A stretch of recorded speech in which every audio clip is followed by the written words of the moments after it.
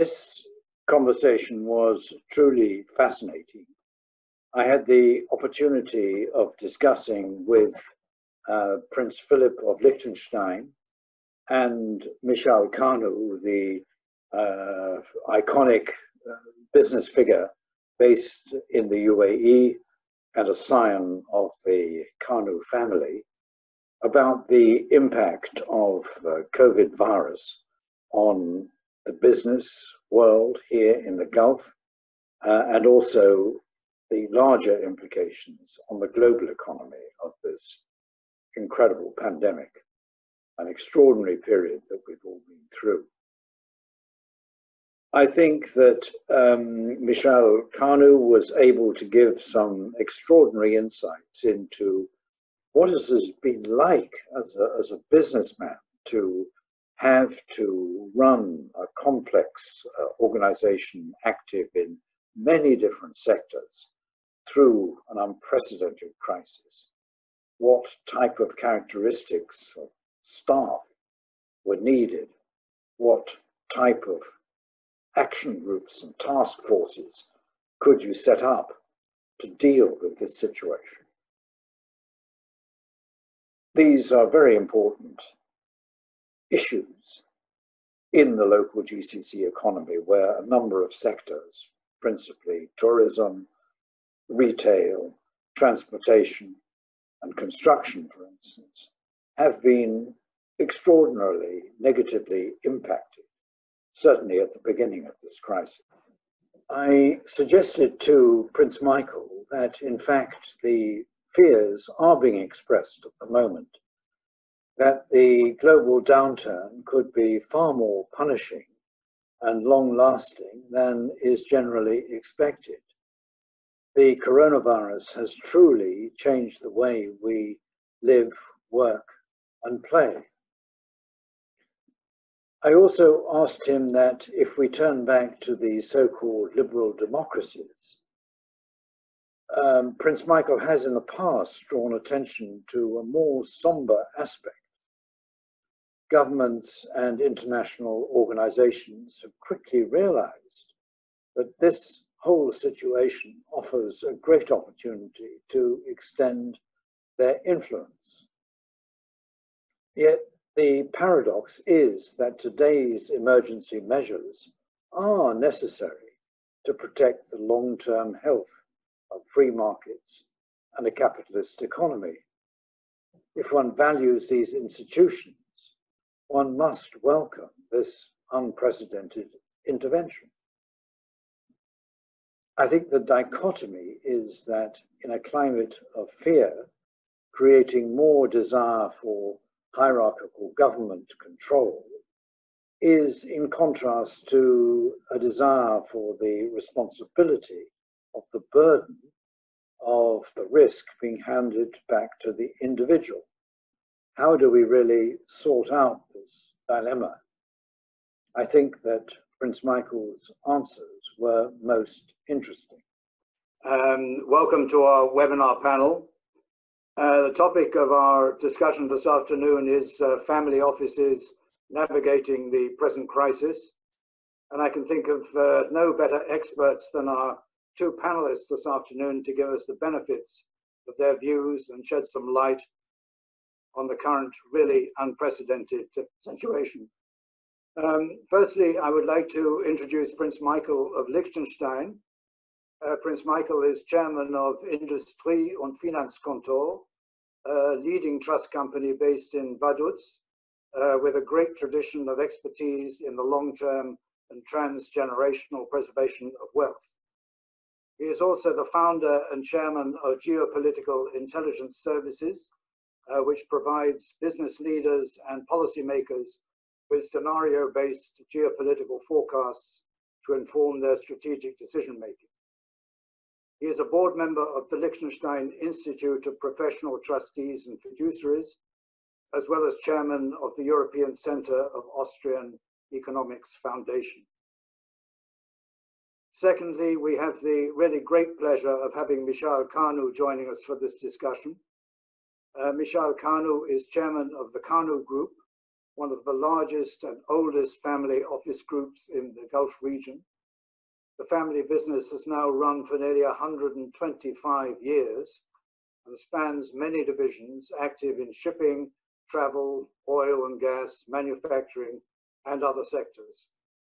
He's also an iconic business figure in the Middle East and has appeared amongst the top 100 most powerful Arab listings. He's also a very well-known futurist and strategist, particularly focusing on forecasting economic developments in the Middle East. Thank you very much indeed. Now, I thought it would be useful if we could first look at the broad picture, the overall context, and then drill down to some of the implications for private businesses. Mishal, can I turn to you firstly with a general question focusing on the GCC? Bahrain and Oman, two countries have been addressing fiscal challenges for some time, have both been very badly hit. In the UAE, all of the Emirates have issues relating to negative growth and fiscal deficits, as has Saudi Arabia, the largest economy in the Gulf by far. And all countries in the GCC, of course, have also been hit directly or indirectly by the slump oil prices. Mishal, as you survey our region, how do you assess the next 6 months in the GCC? First, thank you very much for the invitation. Thank you, Zachary. Thank you, David. Your Highness, and thank you for allowing me to be part and parcel of something which is important and significant for us in terms of understanding what is the landscape and the environment we're in, and hopefully what to expect, at least trying to forecast what's going to happen and in the near future. If I was to give an overall view, if you looked at everything on ground, it would look like everything is going to hell in a handbasket. The reality is there will always be, in any situation, in any economic situation, there will always be winners and losers. The winners will be those who are willing to take those tough decisions and tough calls, and the losers are going to be those who are going to stay the course because they are either paralyzed or fearful of trying to take advantage of something new, and to try to do something where it might be painful or something they're unused to or unhappy to do because it's beyond their capability. From a macro point of view, the governments have decided that it's first and foremost is to protect the population and then think about the economy. And I think what you call it is now reaching a point where the governments are saying, you know what, we've done our job in terms of protecting the population, and we're going to now look at turning our attention to the economy. It depends on the size of the population, depends on the economy. While the Gulf as a whole, from Kuwait all the way down to Oman, is homogeneous per se in terms of the population, they're not homogeneous in terms of size and in terms of population relative to their country. So in a country like, say, the UAE, which has a population of about approximately 2 million nationals, and a huge amount of income coming in, the idea is I can sustain much further and much longer, economically speaking, than, say, a place like Bahrain, which has a population relatively, I think, about the same size of the UAE, 1.5 maybe million, but the income is generating is by far less than what is happening here in the UAE. So while you have two different countries, they are with the same population, the attention has been to focus on, again, first safety of the people, the citizens, safety of the people also who are not the citizens but are living on in their land, and then looking at the economy in the near future. Saudi Arabia, on the other hand, is a completely different, has a different outlook, because a majority of the population are Saudis.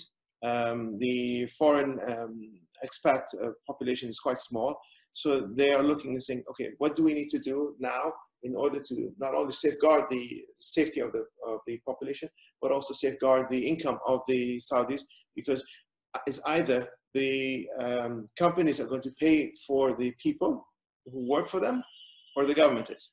And 1 month or 2 months might be sustainable. But more than that, it becomes harder and harder, financially speaking. And I don't think any of the governments over here have taken an unusual decision relative to all the other governments in the rest of the world. The first priority had been globally was first protect the people and then look at the economy. So now I think we've reached the point where the economy starts to play a major role in terms of how governments should be addressing it. And for us as citizens and or business owners living in these economies, what do we do in terms of the issues we're going to face? Some governments have been very proactive in terms of saying we're going to financially support and inject cash into the economy. And other governments have been a bit more, I won't say proactive, but rather are saying taking their time in terms of how they're going to move. We will see how this all plays out. It's just the early stage. But again, as I started from the beginning, there will be winners and there will be losers. And the winners are those who are willing to take the larger bets. I'm sorry if it sounds like it's a gamble, but there is an axiom, and that axiom is true. Fortune favors the brave. So those who are willing to take strong decisions, fast decisions, in spite of everything that might look negative, those are the ones who are going to benefit. The only thing that is going towards making that happen is having the right people on board. The more you have the right people on board and you convince them that you are with them, the more likely you will succeed. Thank you very much, Mishal. That was extremely insightful. You are really on the front line and we salute you. Prince Michael, can I turn to you for a moment? You are chairman, as I mentioned, of Geopolitical Intelligence Services. You've been doing a great deal of work on these matters. Just to start our conversation going, fears are being expressed in some quarters that perhaps the global downturn could be more punishing and longer lasting than initially feared. This virus has certainly changed the way we live, work and play. Prince Michael, as you survey the turbulent world around us, how do you assess the next 6 months? Well, I think maybe I can go a little step back. The problem is that actually this crisis hit a system, at least in Europe, but in also many other countries, which wasn't very healthy. And if we look back the last 15 years, we had in 2008 the financial crisis. And this financial crisis turned into an economic crisis, into a sovereign debt crisis, and basically also a crisis of political institutions, at least in many countries, at least in Europe. So it is a bit like the coronavirus. If you get the virus and you have a very healthy body and a good immune system, the damage is not done. There's not big damage done. But this crisis hit an economy and also hit political systems which haven't addressed problems in the past, because the problems which caused and made the financial crisis is not yet addressed and solved. The sovereign debt crisis is not addressed and solved, and also the problem in Europe of certain issues of governance, political leadership, etc., isn't solved either. So it hit a situation of already difficulties. Now, the next 6 months, I think, will be difficult, and it will depend very much how quickly we end now the lockdown. And now the question is, with the lockdown, are the measures doing bigger damage than the virus is doing? It's very difficult to see, but we know that there are quite big collateral damages. There are industries which are down to nearly zero if we take the whole tourism and hospitality business only, but a number of other ones. And we have now a combination which will be interesting of one side situation of deflation, because there will be overcapacities, and there will be also a supply problem. But on the other hand, with all the monies which are put into the economy, I think there will also be certain inflationary tendencies. This is not a healthy basis for a recovery. And it is certainly necessary to put money now into this situation, just to keep the economy surviving while it is locked down. But on the other hand, there is also the whole way of government financing, etc., and not really on the long-term helping that governments start again to redimension their function in the economy, which would be necessary for a good recovery.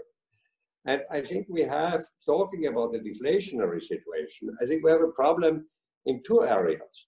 There are two areas which are extremely important for the infrastructure. And there we have strong deflationary tendency. We have it in the energy sector, and we have it on the financial sectors. And we have in both, we have in the financial side, we have negative interest rates, or very low interest rates. And on the oil and gas prices, we are also very low. Now, low prices sometimes help to recover, to redress an economy, but not such shocks. So I think it will be an extremely bumpy road, and it will be very difficult. And I think it will not be only the next 6 months, but I think the real results we will only see the next year. Thank you very much. Prince Michael, if I could just have a follow-up question on that. I know you've been giving a lot of attention to the role of government per se, and this would apply perhaps to the liberal democracies. I mean, one can see that the climate of fear might generate a desire for more hierarchical government control. And on the other hand, you've got the desire for responsibility for the burden of risk, which at some point needs to be handed back to the individual.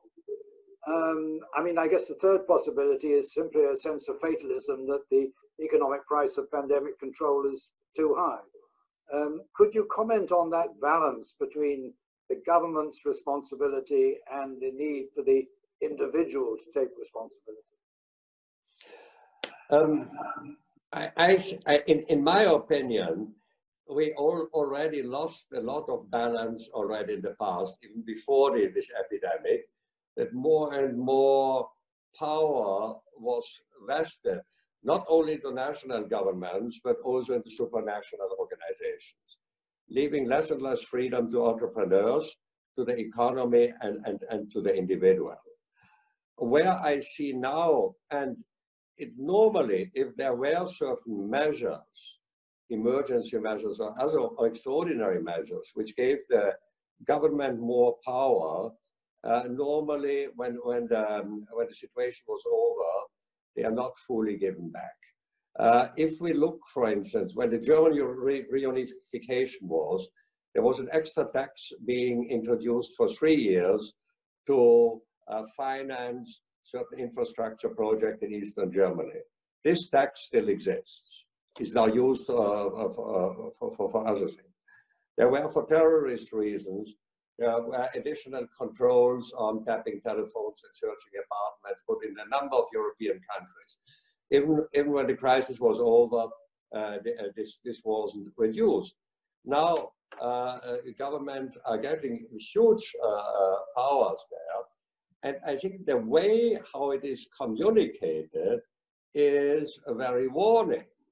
If the chancellor of one of the largest European countries, and he said the name now, says people behaved well, and if they continue to behave well, then we might lift the sanctions. Who is deciding on that? Who is the sovereign there?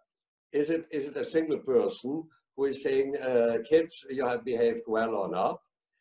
In the same country, the minister in charge of the chancellery criticized that how could the judicial system dare to challenge certain measures by the administration during this time. This is also an amassing of power to the executive against the judicial system. And a lot of other such questions.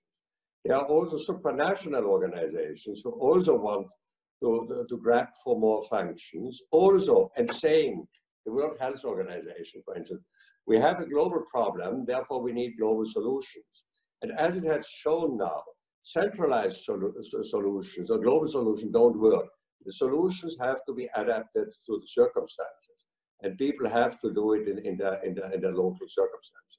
So I'm very concerned because we anyway have already on the global level, or supranational level, or national level, already a tendency that we give powers from a decentralized democracy to a centralized bureaucracy.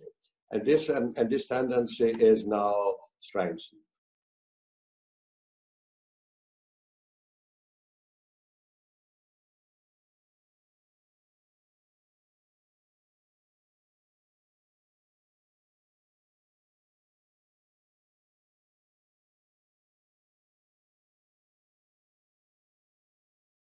If I could ask Prince Michael, Mishal has given us a lot of information about the challenges for local businesses here under the present environment. Prince Michael, in your foundation and trust business, you have oversight for many relationships relating to wealthy individuals from all over the world. What has been your advice in the last 2 months? I'm sure you've had a lot of very interesting conversations. Have you seen any particular trends in terms of new client requirements or modifications to existing holding structures?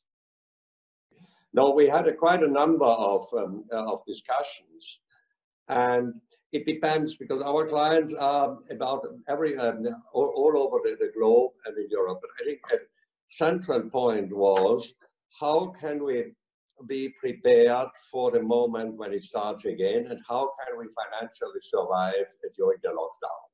This was an overarching issue which people had, and I think the wish would also have been, rather, and that was just said before, that there is a government which is looking, how can we favor new businesses? How can we help new businesses? How can we help new ideas?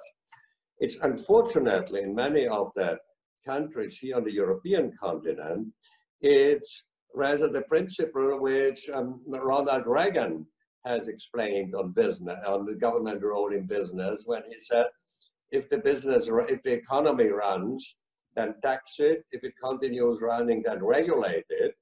And if it doesn't run anymore, subsidize it.